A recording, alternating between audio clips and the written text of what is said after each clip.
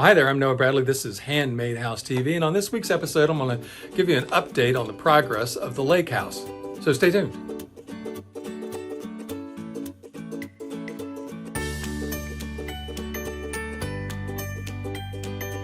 Well, all right, once again, thanks for tuning in here to Handmade House TV. On our last episode, I went into the details of how I put together the blueprints for my future lake house. I hope if you haven't seen that, perhaps stop what you're watching now and go watch that and come back, because blueprints are critical. You buy the land, next thing you got to do is you got to generate a set of blueprints. You can't take out a loan without a set of blueprints. You can't build a house without a set of blueprints. You can't apply for a building permit without them. You can't talk to any of the subcontractors. Everything hinges around exactly what it is your house is going to be. And so once you got the blueprint, then it's time to move forward. And that's what I wanted to do today, is to update you on what else I've been working on and trying to achieve. And the first of those is that I have applied for a building permit. We have been through a couple of rounds. The building inspector I was hoping that by going with a professionally generated set of blueprints that I would be able to knock it out of the ballpark really easy and everything, but there's always something, it seems like. And the inspector wanted more details with regard to the framing on the set of plans, and particularly the roof trusses. And to be honest with you, I wasn't keen on roof trusses. I have worked for them when I worked for another contractor, but I've never used them as a builder myself. I prefer hand-cut rafters on a job site. I think it's just a higher quality roof, in my opinion. So by him asking me to generate that, I went ahead and I had an engineer generate hand-cut rafters for the entire house. And I hope that's not a mistake. It might cost a little bit more to do that in labor, but it'll cost less in materials. And I think it'll pretty much balance out, and I'll end up with a house that I'm more pleased with in the end. But also another issue that the inspector raised was that my area was particularly prone toward a type of soil that's problematic called shrink swell. I'm not certain if you're ever familiar with it, but the soil tends to move a whole lot more with moisture levels, with it increasing and decreasing, sometimes to the point where the volume of a piece of soil can actually double in size by getting it wet, and which means you have to build a little bit wider piers and stuff. So anyway, I ended up having to pay for it to be tested. I ended up having to be paid for the engineers to compensate, because they did detect a moderate level of shrink swell capability in the soil there. And so all that paperwork is now at the building inspections office, and I'm waiting for the permit to go through. We've also gone and applied for a construction loan, and I can say that every time in the past that I've ever applied for a construction loan, I knocked it out of the ballpark. Each one has been a little bit interesting. Basically, you just go to the bank and you say, I want to build a house. Here's the plans, and the underwriters do all the calculations of whether or not you can afford it or whatever else, and they've always said yes, except on the first house I ever built at the age of 20, and I applied for the building permit, and they looked at me at the age of 20, having never built a house before, just a kid. And they sent me out the door. And what I did is I went home and I borrowed all of my dad's credit cards. I went to Lowe's. I bought as much material as I possibly could put on these cards. I came home. I assembled all this lumber, and basically what I did is I framed up the entire home. With my dad helped me a little bit. I had a pal that came in, helped me a little bit, but it was mainly me. And I framed the house up, went back to the bank, talked the bankers into coming out, taking a look at the site. They saw what I did. Wow, were they impressed. They gave me my first draw on a loan, and I was able to pay off all those credit cards before the due date came. So there are ways. It's always a matter of, with the building inspectors and with loans, is persistence. You just, if this one says no, you go somewhere else. If this one, you don't like the terms of this, go somewhere else. There's lots of people doing it. As a matter of fact, it's a whole different world, and it's a world I'm trying to adapt to nowadays. It used to be you just go to your local bank, but now there are so many lending agencies and third world parties, and it's just it's mind-boggling the availability out there. But the one thing, we are getting resistance in trying to take out a construction loan here, which is really kind of a little bit odd territory for me, because the house is already, the bank is appraising the house at nearly double what I'm projecting it will end up costing me to build. So you would think there wouldn't be a problem, but this is May of 2023. And currently there is a credit crunch going on. There are banks failing, and every bank is laying off mortgage departments, and the Federal Reserve is hiking up interest rates crazy. Nobody's taking out a loan anymore, and we're finding it a little bit challenging to get a construction loan. But again, I'm relaying to you that you press through these things, and I think that I'll have positive news for you in the future on that. And also the footers and foundations, that gets back to that shrink swell. We were going through a nightmare. Some people were saying we would have to go down 4 feet for the foundation and fill it back up with concrete, which here in Virginia, that's nuts. You go down 18 inches, not 4 feet. And that would, if I do have to go down 4 feet, if I had to go down 4 feet, according to what one person told me, that would have added about $15,000 to the cost of the house, which I really didn't want to pay. Another person that you need to keep aware of is the health department. Frequently, in order to get a permit, you have to clear the health department as far as getting a well in and a septic system. Generally, you need the permit for the septic system only. You don't need to have to put it in, but a lot of them will require you to get a permit for the well and get the well in place and tested to make sure that you have adequate amount of water for a house. And we've already done that. We've already got our well in on our property, and we've already got the permit for the septic system, which I'll probably put in at some point in the particular future. With regard to the footers and foundation, I'm planning on going with just a parged cinder block foundation. It's been a long time since I did that. I've done that. I did it on my first home. I've done more elaborate, more expensive foundations since then, but this is going to be a low foundation. No one's going to ever see much of the foundation at all. A more expensive foundation would be money wasted. In this particular situation, it is going to be a solid foundation. I never do a piered foundation. By going with block is I used block on my first home construction when I did it myself, and I laid all the block myself. I didn't do as pretty as what I'm sure these subcontractor, whoever I get to lay the block work is, but it was fully functional and it was good enough. It looked okay. Nobody ever criticized it or said it looked ugly. It's just not as pretty as people who do it for a living. As a matter of fact, laying cinder block is something that anybody can lay, including you. And I'm hoping that through the process of doing this, I can film enough of the block being laid so that you have a clear image of whether or not you feel like you could do it. And trust me, you can. If you want to do your own foundation, save yourself some money, lay cinder block foundation. Concrete is just through the roof expensive these days. I have no idea what's going on. It's nuts.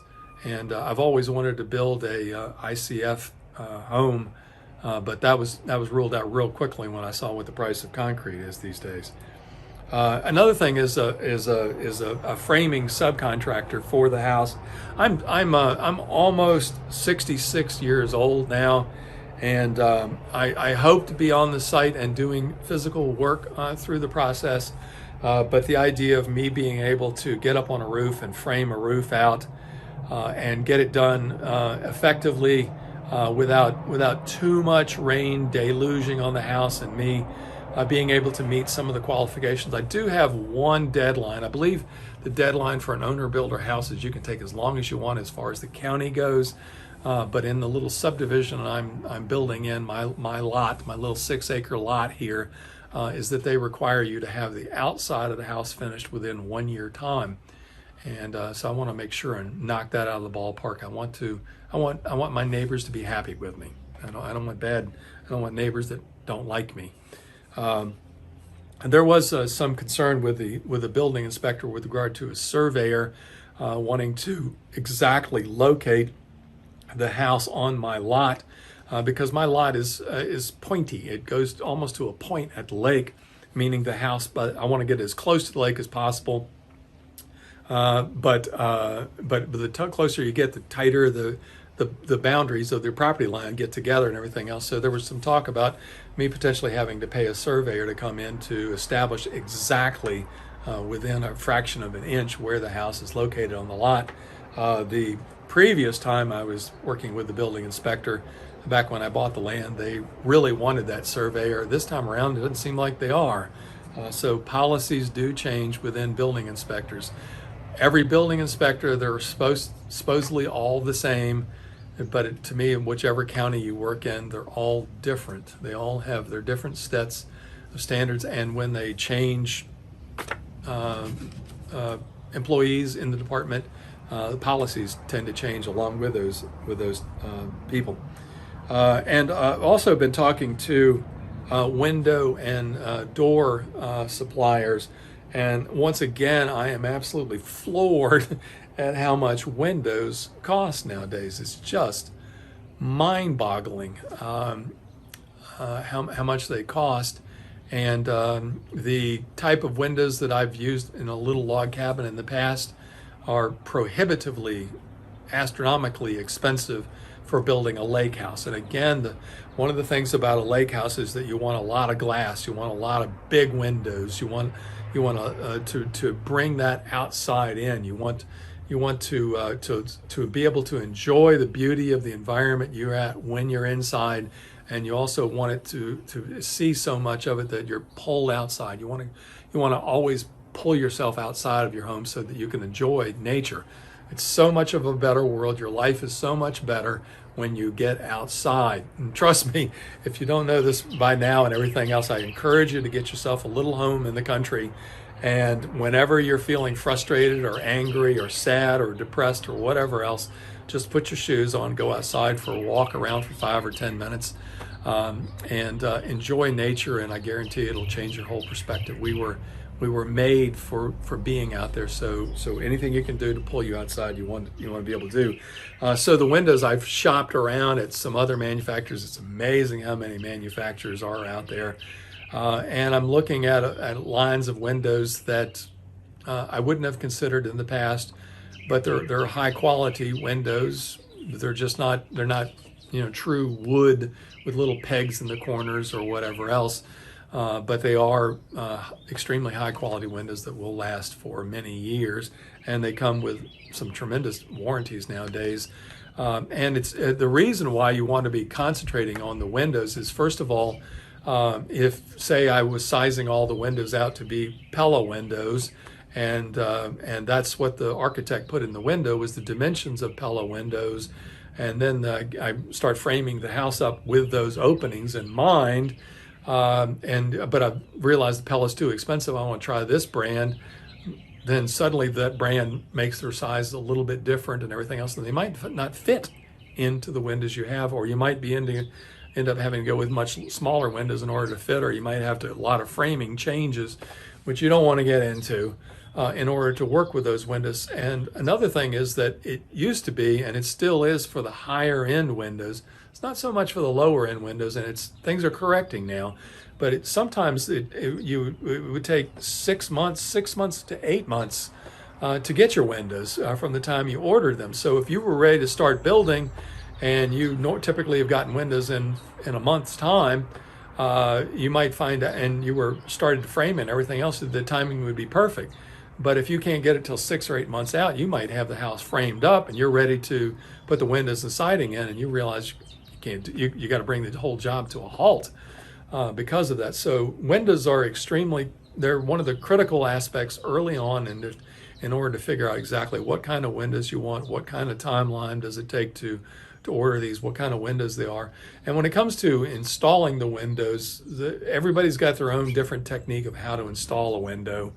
But it's always best to do your best to follow exactly that particular window manufacturer's directions on how the windows to be installed. And that is that if there's ever a warranty issue, you can feel like you installed them in a better way, or the way that you've always done, or the way everybody else is doing it. But if they can pull out their little sheet of paper and show that you didn't do it the way they said it should be done, your warranty is void. So you want to make sure and install windows in the way you want to do it. So I have been talking to window manufacturers. I have not made the final decision on it. With regard to that, I went through the process of trying to reduce the number of windows in the house, and then I ended up adding it back. And overall, I think I reduced the number of windows in the house from 40 down to 38. And now my wife's talking about adding one of those back. So a lot of effort to do that. And that's one of the things I can also share with you, just as a sideline story, is that throughout the process of me designing homes for clients and in helping them achieve their particular dream home, there's always a process of, I've always encouraged them to design your dream home, what it is you want. And that if you get the home planned out, thought out, laid out exactly as you want, and if you feel that the house is going to cost too much, then you start trying to take things away from it in order to bring the cost down. But I find that many of those clients, as we went along, let's put that back in. And they would end up getting the dream home they wanted. They would end up learning how to figure out how to live with the added cost of what it was, even though it was beyond what they had hoped to pay for their future home, in order to get that particular dream home. But you really, somehow, some way, you want to end up with a house you're really going to love in the end. You don't want to put out lots of money, lots of effort, lots of time, and create a home that's so, I'll do it right on the next house. So you want to make sure and get the home really, really appealing there. And then finally, one other thing is done is I've been talking to material suppliers. I can say that so far this hasn't worked out as well as it has in the past, but a lot of the major lumber yards out there offer a service to you that to bring in if you bring in your set of plans to them and leave it, it generally takes them 2 or 3 weeks, but they'll go through and they'll create a complete material list for you on the what the price of the home is and how much it'll cost. And frequently they're under the assumption that you're going to buy all of this material from them. And so by buying in this volume of a thing, they will give you higher discounts on the entire package of your home. And also you'll be able to price the difference. Oh, these guys want this much for all the materials, and these guys want this much. So these guys must be cheaper. I'm more inclined to go back to them and use the entire package. And a lot of times I've come up with some just amazingly detailed things that really saved me. It was like, I'm ready to order the framing material, and I don't have to worry about working up the framing material list. It's already created by these people, and I can just say, hey, send me out that segment of it. I did that this time for this house, and both of the lists that I got are really rather jumbled up messes. They're not really laid out. They're not really explaining what it is. It's a lot of jargon, and I don't know what's in it and what's not in it. And I guess I will end up going and sitting down with the individual people, and I can sort of compare how much these guys are selling 2x4s and how much the other guys are. But in hindsight, there's really not a whole lot of difference in that particular line there. So I am trying to talk with them as well. So you can see I got a lot of irons in the fire, a lot of things get going here. And what I'm hoping is that the permit will be issued, that I'm hoping there won't be any more redos of the plans requested by the building inspector. And I'm hoping that we'll finally be able to pull out a loan through one of these mortgage companies that we'll be able to work that as well, and we'll be able to start breaking ground here soon for you guys. Anyway, that's it. Thank you for letting me share it with you. Thank you for your signing up for subscribing to my channel here, for your comments, for all your positive reviews of this particular video and what's going on here. I'm doing my best to help you, to encourage you to build your own home. You can be an owner builder. You can build a magnificent home Even if you've never built one before, it's just a step, matter of one step at a time. And I'm going to demonstrate to you how I can build a home. And if I can build one, you can build it too. Anyway, you guys take care. Think the world of you. Bye now.